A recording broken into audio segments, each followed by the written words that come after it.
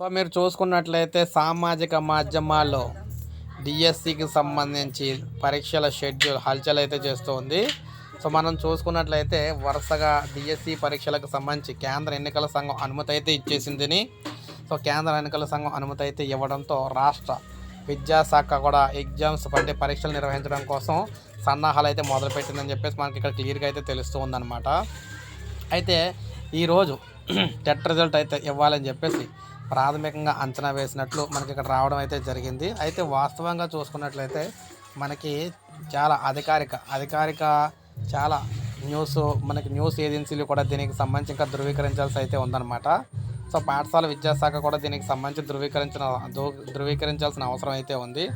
ఎందుకంటే ఈ న్యూస్ అనేది జెన్యూనా కాదనేది ఇంకా క్లారిటీ అయితే లేదు. అయితే వాస్తవంగా చూసుకుంటే హెచ్ఎంటీవీలో సో మనకి హెచ్ఎంటీవీలో నిన్న సాయంత్రం ఈ న్యూస్ అయితే రావడం అయితే జరిగిందనమాట. హెచ్ఎంటీవీ వారైతే దీనికి సంబంధించి డిఎస్సి నిర్వహణకు కేంద్ర ఎన్నికల సంఘం గ్రీన్ సిగ్నల్ ఇచ్చిందని చెప్పేసి వారైతే స్క్రోలింగ్లో ఇవ్వడం అయితే జరిగింది. సో దాన్ని బేస్ చేసుకొని మనకి న్యూస్ అయితే రావడం అయితే జరిగిందనమాట.